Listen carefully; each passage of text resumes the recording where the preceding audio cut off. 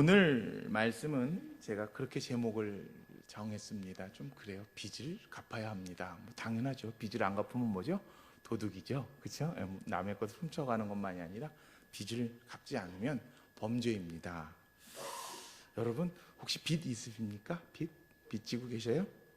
빚 없으세요? 여러분 혹시 빚을 갚아야 되는 사람, 또 빚을 받아야 되는 사람, 어느 쪽에 속하고 싶으십니까?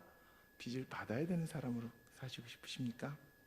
만일 빚을 한 80년 동안 할부로 분할해서 원금의 10분의 1만 갚으면서 살아라 그러면 얼마나 좋을까요? 그 빚을, 그렇죠? 평생토록 그렇게 갚으면 된다 그러면 참 좋을 거예요. 10분의 1, 그것도 원금 다가 아니라 10분의 1만 갚아라. 제가 어릴 적에 저희 집 부모님은 장사를 하셨어요. 옷 장사를 하셨는데, 그래서 저도 지금까지도 장사꾼 기질이 있어요. 그래서 옛날에 이제 아버지한테 가게 가면 옷 사세요, 옷 사세요. 제가 막 소리 질렀던 게 기억나요. 왜 가만히 있냐고. 그러니까 사라고 그래야지, 손님들한테 이야기해야지 오지 않냐고. 그래서 제가 어릴 때 그랬던 것 같은데, 이제 사업이 잘 안 될 때는 이제 빚을 져요. 그러면 이제 그때 제가 기억났던 게 매일 돈 받으러 오는 사람이 있어요. 일수라 그러죠. 매일 돈 받으러 거기 이제 돈 받아가고 도장 찍어주고. 근데 이제 다 갚고 나면 이제 나중에 두 번 그래 내가 감해줄게 그러고 이제 가시면 되게 어머님이 기뻐하셨던 그런 생각이 나고. 빚. 세상에 빚을 안 지고 사는 생명은 없을 겁니다. 다 남에게 다른 것에 빚을 지고 살지요. 내가 사는 것 자체가 벌써 남에게 빚을 지고, 내가 밥을 먹은 것 자체가 벌써 자연에 빚을 졌고, 내가 기쁘게 감사하게 무슨 일을 할 수 있는 것도 누군가가 나를 돕고 나를 이해하고 나와 함께 하기 때문이다. 당연한 것 아닙니까? 우리 인간도 또 부모에게 사랑의 빚을 지고 삽니다. 근데 그것을 부모에게 다 갚지를 못하죠. 인간이 알지를 못해서 그렇습니다. 그 사랑을 알지 못해서 그 빚을 누구에게 갚습니까? 자녀들에게 그 빚을 갚게 되지요. 또 그 자녀는 또 그 자녀에게 사랑의 빚을 갚을 것입니다.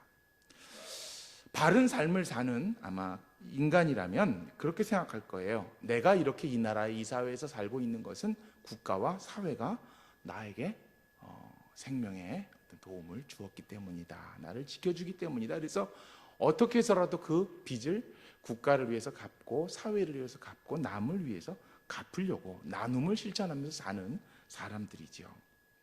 인간만이 아니라 자연 역시 빚을 갚으면서 삽니다. 그 4월, 5월에 물론 가을에 꽃 피는 것도 있습니다만 가을의 꽃은 열매를 맺지 않지요. 봄에 꽃이 폈을 때 또 그 꽃은 아름다움으로 끝나지 않고 열매를 맺어서 그 열매를 통해서 다시 사람들에게 나누어 주죠. 자연에 나누어 줍니다. 물론 그 나눔 속에서 그것을 먹은 동물이 또 멀리까지 가서 씨앗을 뿌리게 되고 생명이 퍼지게 되죠. 왜 사과가 감히 그 단 것을 맺어야 될까요? 왜? 자기 게 아니잖아요. 근데 단 것을 만들어서 누군가를 그걸 먹게 해주는 거잖아요. 맛있게 먹게 해주고, 그렇게 나누어 줌을 통해서 햇빛, 또 하나님이 주시는 물 양분에 감사하면서 갚으면서 사는 것 같아요.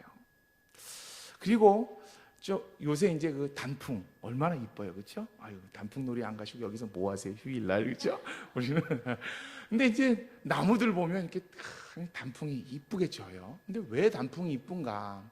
꽃만 아름다운 게 아니라 단풍도 이쁘고 또 조금 더 지나면 낙엽도 이쁜데, 저는 그렇게 생각해요. 단풍은 사실은 나무가 이파리를 떨궈내는 과정이거든요. 자기가 만들어냈고 그것 가지고 지금까지 햇빛 받으면서 살았는데, 이제는 그것을 하나님께서 만드신 자연에 다시 내려놓는 거예요. 그래서 거기로 가는 양분을 끊습니다. 더 이상 양분을 못 가게 만들어서 그것이 빨개지고 까매지고 낙엽이 돼서 떨어지게 만드는 거지요. 어쩌면 자연에게 자신의 일부를 돌려주는 나무의 모습이 낙엽이기에 또 아름다운 것 같아요. 꽃도 아름답지만 낙엽도 아름다운 것 같아요. 제 옆에, 양쪽 옆에 호박이 있어요. 참 공교롭게도 호박이 저하고 어울리지 않습니까? 여러분, 호박이 이뻐요? 제가 이뻐요? 뭐 솔직히 얘기하세요. 그렇죠. 제가 이쁘다고 얘기하시겠죠. 근데 하나님이 보실 때 만약에 제가 저 호박처럼 나누지 못하고 살면 제가 이쁠까요? 하나님이 보실 때? 뭐 이쁘다고 저는 주장하고 싶지만 사실은 저 호박이 저기 저렇게 있다가 우리 임집사님 저거 밖에다 이렇게 버리시나요? 아니죠. 맛있게 요리를 해서 먹죠. 그렇죠? 그 누군가에게 그렇게 양분이 되고 곡식이 되고 기쁨을 주는 그것이 되는 그 모습이 얼마나 아름답겠습니까? 근데 제가 만약에 아무것도 남에게 안 주고 나만 다 누리고 살 거야, 나만 행복하게 살 거야, 그런다 그러면 하나님이 보실 때 저 하나도 이쁘지 않고 호박만도 못한 놈 그럴 것 같아요. 그렇지 않게 살고 싶은데 참 인간의 욕심이란 게 끝이 없다는 것을 제 자신을 보면서 알게 됩니다. 자, 그렇다면 우리의 믿음의 삶, 즉 신앙은 어떨까요? 혹시 이렇게 말해도 맞을까요? 신앙 역시 빚을 갚는 것이다. 맞습니까? 틀립니까? 맞지요. 빚을 갚습니다. 무슨 빚이냐? 하나님께 받은 사랑의 빚을 내가 갚는 겁니다. 하나님께 갚는 모습일 수도 있고, 또 오늘 성경 말씀에서 보면 그 빚을 사도 바울은 어떻게 갚을 거냐 하면 헬라인에게나 야만에게나 지혜 있는 자나 아니면 지혜 없는 자, 어리석은 사람에게도 내가 다 빚진 자라. 그 빚을 갚겠다는 사도 바울의 이야기. 어쩌면 신앙 역시 우리가 하나님께 받은 하나님께 받은 은혜를 교회를 통해서 하나님께 드리고, 또 더 나아가서는 하나님이 명령하신 대로 또 이 세상에 함께 살아가는 사람들을 위해서, 사람들을 통해서 내가 나누며 갚는 삶이다라고 말씀드리고 싶습니다. 신앙이 무엇을 받고 무엇을 누리고 무엇을 얻기 때문에 기뻐하는 것, 그거 맞아요. 그렇죠?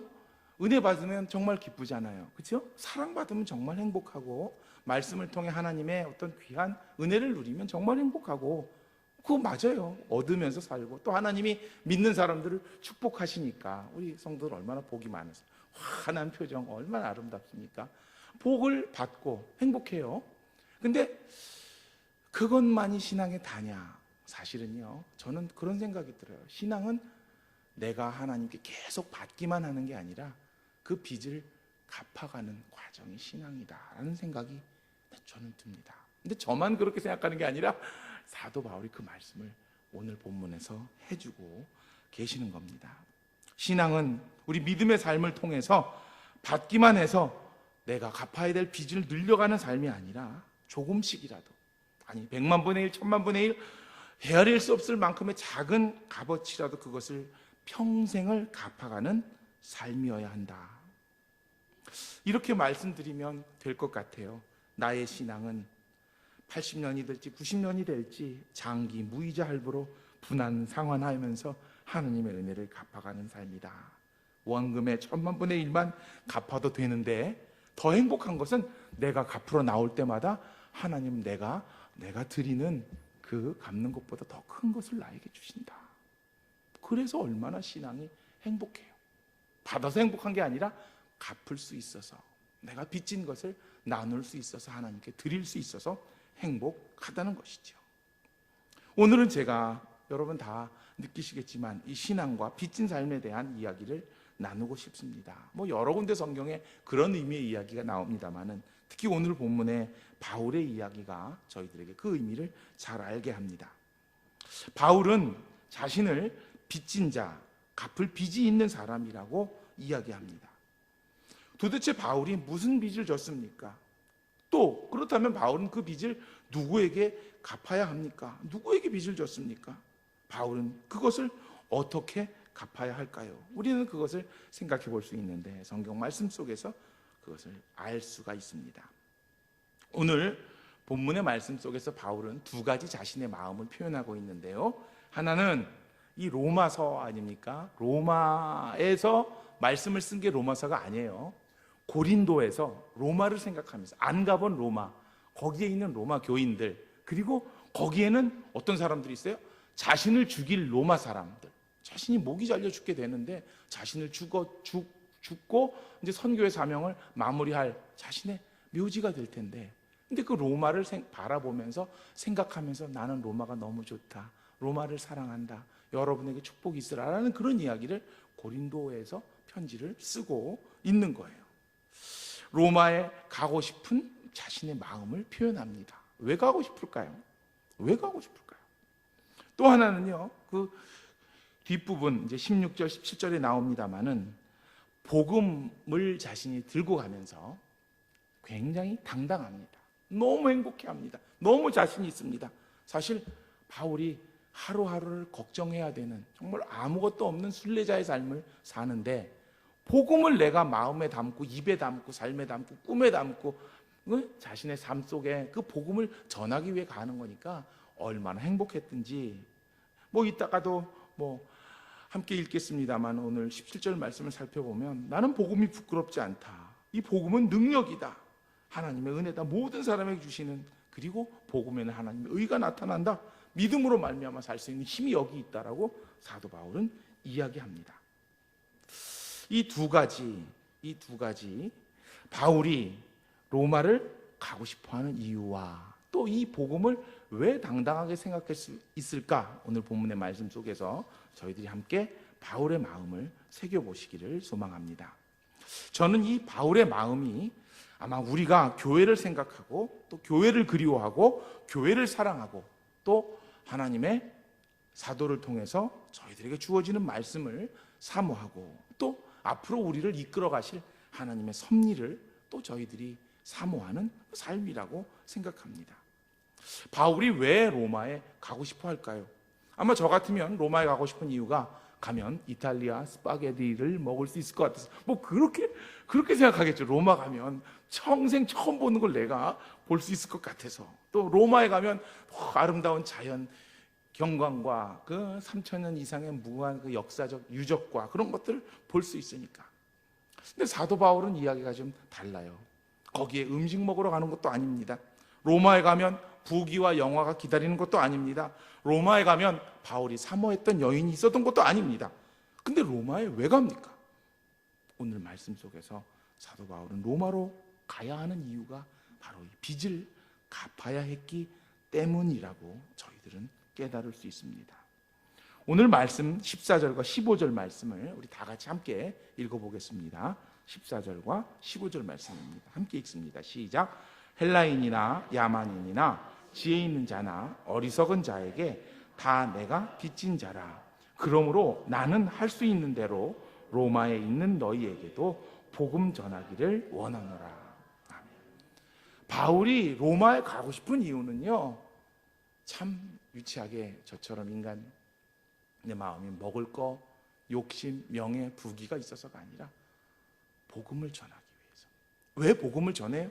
14절 말씀 보면 그곳에 있는 헬라 사람이나 그곳에 있게 될 야만, 바울이 생각할 때 야만, 끔찍하죠. 자기를 때리고 자기를 핍박하고 나중에 자기를 죽일 사람들, 야만인이나 또 로마에 가면 얼마나 지혜롭고 말 잘하는 사람들이 많아요. 그렇죠? 그리고 정치적으로 얼마나 그 당시 로마 하면 최고니까 얼마나 멋진 사람들이 많아요. 로마 시민하면 세상의 최고의 시민권인데 그걸 가진 사람들이 로마에 사니까 종들을 거느리고 문명 속에서 문화 속에서 사는 그 사람들, 그런데 그들이나 아니면 어리석은 사람이나 다 내가 빚진 자라. 빚을 졌어요. 무슨 빚을 졌을까요? 여러분 아시죠? 사도 바울은 그 빚을 졌습니다. 하나님이 나에게 사랑을 주셨다. 예수님이 나에게 생명을 주셨다. 하나님이 나에게 은혜를 주셨다. 그래서 내가 살아있다. 하나님이 나에게 예수 그리스도를 알게 하시고 예수 그리스도를 믿게 하시고 복음을 전하는 사도로 살게 하셨다. 그거는 나에게 엄청난 빚이다. 이제 그것을 갚아야 되는데 그것을 갚을 길은 내가 땅끝까지 가서, 예수님 말씀대로 땅끝까지 가서 그 복음을 전하는 거다. 그래서 헬라인이 됐던 야만인이 됐던 지혜로운 사람이 됐던 아니면 어리석은 사람이 됐던 나는 이 주님께서 나에게 주신 빚을 갚아야 된다. 하나님께 갚을 수 있는 방법이 없잖아요. 인간이 어떻게 하나님께 갚아요? 우리가 하나님께 예배한다고 해서 그것이 빚 갚는 걸까요? 우리가 하나님께 헌금 드린다고 해서 하나님이 그래 오늘은 이자밖에 안 가져왔구나 다음번에 원금까지 받아라 그렇게 하시겠습니까? 그거 아니지요. 그렇게 해서 갚을 수 없습니다. 하나님이 원하시는 것은 저희가 하나님의 사랑의 빚을 갚는 그 삶은 뭐냐 하면 자식이 부모에게 사랑을 받아서 그 자식을 또 사랑하듯이 하나님의 백성들을 사랑하고 또 자연히 하나님께 받은 은혜와 생명을 그 열매를 만들어서 나누어 줌을 통해서 그걸 갚듯이 내가 아닌 다른 누구에게, 그것이 헬라인이 됐던 야만이 됐던 지혜로운 사람이건 어리석은 사람이건 그들에게 내가 전해줌으로 말미암아 나는 그 빚을 갚을 수 있다라고 바울은 고백하고 생각하기 때문에 로마를 향해서 그렇게 가고 싶어하고 로마를 향해서 3번이나 전도여행을 떠나면서 그 고통을 당하면서 고생을 하면서 가고 또 가는 역할을 하게 됩니다. 헬라인이나 야만인이나 바울을 힘들게 할 사람들입니다. 지혜 있는 자나 어리석은 사람이나 다 바울을 죽이려고 기다리는 사람들입니다. 하지만 바울은 이들을 사랑하고 이들을 그리워하고 이들을 보려 합니다. 빚을 갚아야 하기 때문입니다. 우리 성도 여러분의 마음은 어떠십니까? 갚을 빚 있지 않습니까? 빚 지고 있지 않습니까? 물론 은행에서 빌린 대출 그걸 말씀드리는 게 아니라 하나님께 받은 생명, 하나님께 받은 은혜 저는 갚아야 됩니다. 여러분 무엇을 통해서 갚을 수 있겠습니까?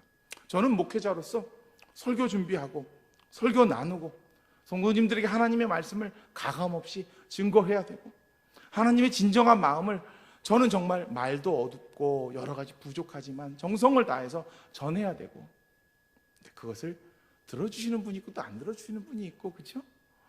그래도 다 사랑하고 감싸야 되고 그건 목회자의 사명이잖아요. 그래서 빚을 갚는구나. 오늘도 하나님께서 주신 사랑의 빚을 갚을 수 있어서 너무 감사한 마음으로 이 자리에 설 수 있습니다. 여러분은 어떠한 마음으로 하나님께 빚을 갚습니까? 혹시라도 더 좋은 것 받고 싶습니까? 더 많은 은혜만 누리고 싶습니까? 더 큰 축복이 내 앞에 예비되길 원하십니까? 그러면 빚을 갚는 게 아니라 계속 빚을 지는 거예요. 우리는 하나님께. 나중에 다 어떻게 갚으시려고 그래요? 좋은 것만 누린다면. 힘들면 힘들수록 어려우면 어려움수록 나하고 안 맞으면 안 맞을수록 그게 빚을 갚아나가는 과정이라고 생각하면 그럴수록 더욱더 하나님이 기뻐하신다면 행복한 거 아닙니까? 바울이 좋은 데만 가지 않았습니다. 물론 예루살렘에 남아서 자신이 거기서 좋은 것만 하면 돼요. 그런데 바울은 그렇지 않습니다. 복음을 들고 로마로 갑니다. 죽으러 갑니다. 땅끝까지 갑니다. 바울의 삶을 저희들은 바라보고 바울의 삶을 신앙의 모범으로 삼으면서 저희 역시 그 길을 갑니다. 하나님께서는 저희가 빚 갚는 신앙의 삶을 살기를 원하십니다. 하나님께 더 이상 빚 빌리지 마세요. 그렇죠? 조금씩이라도 갚아 나가시자고요. 근데 하나님은 엄청난 분이신데 저희가 갚으려고만 하면 저희가 갚는 것보다 몇 배로 더 주시니까 그것 때문에 저희들이 찾아오는 게 아니라 갚으려고 찾아오는 우리의 마음이 중요한 거죠. 그렇죠? 하나님께 내가 어떻게 더 잘해야 되겠다. 조건이 아니라 나의 마음이 아니라 나랑 맞느냐 안 맞느냐가 아니라 내가 하나님께 갚아야 되는 그것이 있음을, 그것이 예수님의 생명이고 피이고 오늘 내가 살 수 있는 힘임을 우리는 알아야 합니다. 그 신앙의 고백과 신앙의 삶이 있었기에 사도 바울은 아까 저희가 함께 읽었던 말씀을 사도 바울은 고백할 수 있습니다. 오늘 16절과 17절의 말씀을 다 같이 한 목소리로 좀 천천히 읽어볼게요. 16절과 17절 말씀입니다. 함께 읽습니다. 시작. 내가 복음을 부끄러워하지 아니하노니 이 복음은 모든 믿는 자에게 구원을 주시는 하나님의 능력이 됨이라. 먼저는 유대인에게요 그리고 헬라인에게로다. 복음에는 하나님의 의가 나타나서 믿음으로 믿음에 이르게 하나니 기록된 바 오직 의인은 믿음으로 말미암아 살리라 함과 같으니라. 사실 오늘 이 두 절 말씀이 로마서의 핵심입니다. 로마서는요 기독교 신앙의 핵심을 담고 있고요 그 로마서의 핵심이 이 두 절의 말씀입니다. 의인은 믿음으로 사는데 그 믿음이 뭐냐 하면 하나님의 의가, 하나님의 능력이, 복음의 의가 어디서 나타났느냐? 하나님께 우리가 빚진 자 돼서 그것을 가지고 살아가는 신앙인의 삶 속에서 나타난다는 거예요. 사도 바울은 신이 납니다. 뭐 때문에 신이 납니까? 그 일을 할 수 있어서 신이 납니다. 비록 죽음의 길이지만, 어려운 길이지만, 답답한 길이지만 사도 바울은 자신이 있습니다. 왜? 하나님께 빚을 갚으러 가는 길이기 때문에 자신이 있습니다. 하나님이 더 좋은 곳으로 자기에게 채워주신다는 확신도 물론 있고, 하지만 내가 그 빚을 갚을 수 있어서 저는 하나님 감사합니다 라고 달려가는 사도 바울의 모습을 오늘 본문은 저희들에게 정확히 알려줍니다. 복음이 부끄럽지 않다. 복음은 능력이다. 모두에게 주시는 하나님의 은혜이다. 하나님의 의가 담겨 있다. 우리는 믿음으로 살아야 된다. 이 사도 바울의 고백이 어찌 남의 고백이겠습니까? 오늘을 살아가고 있는 사도 바울보다 2000년 더 넘어서 이 시대를 살아가고 있는 저와 여러분의 삶일 것입니다. 내가 좋아하지 않는 일이 우리 신앙 가운데 있을 수도 있고요. 내 마음에 안 드는 또 그런 모습들을 볼 수도 있고요. 내가 싫어하는 일처리의 과정들이 담겨 있을 수도 있고요.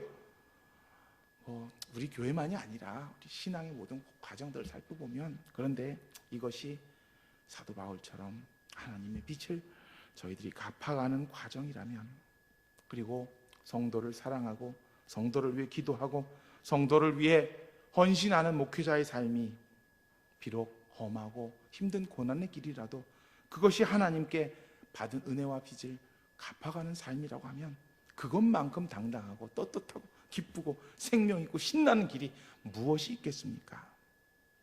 내가 힘들어하는 일이라면 더 많이 갚는 길이고, 내가 가진 사랑이 쉽지 않다면 더 크게 갚는 길이고, 내가 이렇게 할 이유가 없는데 이렇게 하고 있다면 그것은 하나님께 갚아야 할 이유가 있기 때문입니다. 복음의 빚을 갚아가시는 우리 수지광성교회 모든 성도님들이 될 수 있기를 간절히 소망합니다.